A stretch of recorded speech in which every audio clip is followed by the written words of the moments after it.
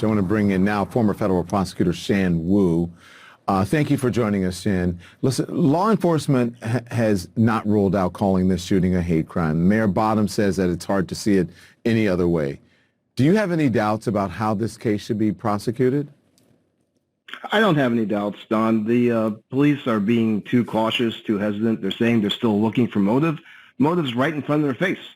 The hate crime statute is very plain. It allows prosecution if the crime's motivated by sex as well as race.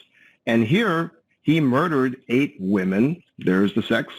And he selected 6 of them were Asian women. There's the race. It's a no-brainer. They should prosecute it as a hate crime. So I have to ask you about this because it's been ruminating since, this happened and there was the first press conference. But Captain Jay Baker is no longer the spokesperson for the Cherokee County Sheriff's Office on the spa shooting case. Baker is being criticized for his description of the suspect's actions, and he allegedly posted a photo to Facebook last year of shirts with the message COVID-19 imported virus from China. You say this demotion, pardon me for that, is not enough. Why is that? If that allegation is correct, that man has no business being a police officer. And frankly, he sounds more like a defense counsel offering these motives, almost sympathizing with the defendant, saying that he was at the end of his rope, it was a bad day. That's not the actions of a police officer. So he absolutely shouldn't be working on the case. Shan, let's listen to that and then let you finish. I want you to hear him say it, and then we'll let you finish. Here it is. Pardon the interruption.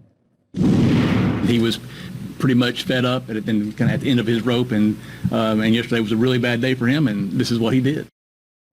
Go on.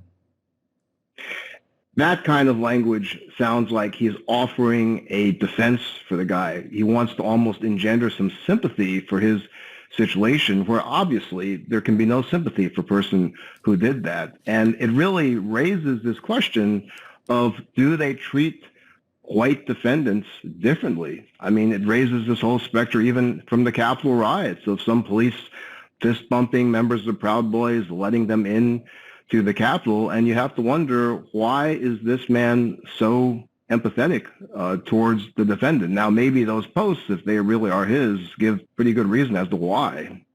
Where do we go from here, Shan? And how do we stop these anti-Asian attacks on the community? I don't think there's one easy answer to that, Don. I mean, certainly all of the awareness being given right now is so important, and we have to raise that awareness. But I think from the law enforcement prosecution side, the prosecutors have to show some courage. They have to have a backbone, bring these cases. I mean, to have these hate crime laws in the books and not to use them, it's like erasing the laws, just like the violence against people of color has been erased in our history. And they need to bring these cases. And most importantly, I think, as we talk about these issues, we must not fall for the trick of letting people be divisive, of pitting one group against the other. This is a time to come together and not to be trying to let people point fingers at each other. Amen. Thank you for your expertise, and thank you for your thoughts on that. I really appreciate that, Shan Wu. Houseman